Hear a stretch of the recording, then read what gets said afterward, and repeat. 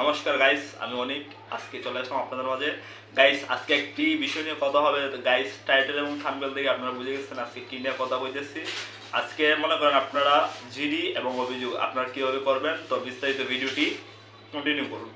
তো মনে করেন আপনাদের ফোনটি হারিয়ে গেল কিংবা চুরি হয়ে গেল, বা ধরেন আপনার ফেসবুক আইডিটা হারিয়ে গেল, তো আপনারা জিডি কীভাবে করবেন, তো আজকে এই নিয়ে বিস্তারিত কথা হবে।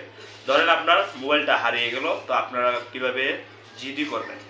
তো আপনার সর্বপ্রথমে আপনার যে মোবাইল ফোনটি চুরি হয়ে যাবে সেই মোবাইল ফোনটির বক্স এবং কাগজপত্র এমআই কোড নিয়ে আপনারা সরাসরি থানায় চলে যাবেন।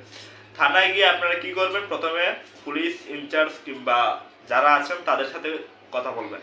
কথা বলে তারা বলবে আপনাদেরকে জিডি করতে।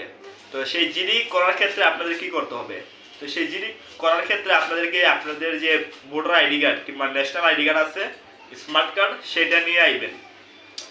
মনে করেন আপনার নাই স্মার্ট কার্ড, আপনার বড় ভাই আছে কিংবা আপনার বন্ধুর আছে, সেই ক্ষেত্রে আপনারা করতে পারেন। যে কোনো হইলে হইব, বাট আপনার একটা ভোটার আইডি কার্ড লাগবে জিডি করতে। তো আপনার ভোটার আইডি কার্ডটি নিয়ে চলে যাবেন। আর মোবাইল যদি হারিয়ে যায় সেই মোবাইলের নাম, মডেল, এমআই কোড নিয়ে আপনারা চলে যাবেন। তো মনে করেন এমআই কোড নিয়ে চলে যাওয়ার পর আপনারা সেখানে জিডি করতে পারবেন। তো আমি যে জিডি করছিলাম, আমার ফেসবুক আইডি হ্যাক করে নিয়েছিল কোনো এক অজ্ঞাতনামা বিবাদী ব্যক্তি। তো আমি অভিযোগ করি, আমার তো আইডি কার্ড নিয়ে যাই নাই, মনে নাই, তো আমি এনে অভিযোগ করি। এই যে অভিযোগ পত্রটি আপনারা এক নজরে দেখে নেবেন। তো আমি জিডি করে নেই এখান থেকে, আমার অভিযোগ জিডি না সরি অভিযোগ করে নেই। তো আমার এখানে কিছু লাগে নাই, বা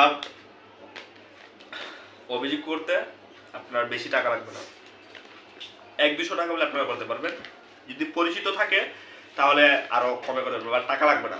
টাকা লাগবে না, ধরেন আপনার কাছে টাকা নাই, আপনার টাকা লাগবে। তো আমি এই নিয়ে 2 বারে জিডি করছি, আমার 2 বারে প্লাস 350 টাকা গেছে, 150 টাকা সরি 300 টাকা গেছে, 150 টাকা করে। তো অভিযোগ করতে আর জিডি করতে কিন্তু বেশি টাকা লাগে না, 200-500 টাকা হইলে আপনারা করতে পারবেন অভিযোগ এবং জিডি। তো আপনারা অভিযোগ যদি করেন আপনার ফেসবুক আইডিটা হারিয়ে যায়, তো আপনারা জিডি করলেন। জিডি করার পরে আপনার থানায় গিয়ে ওইটা মনে করেন এই যে এখানে নিবেদক থাকবে, আর নিচে আপনার ফোন নাম্বার এবং নাম থাকবে। এটার মাঝখানে আপনারা একটা সিগনেচার করে দিবেন। সিগনেচার করে দিলে পরে 3টা ফর্ম দিবে, 3টা ফর্মে সিগনেচার করে দিবেন।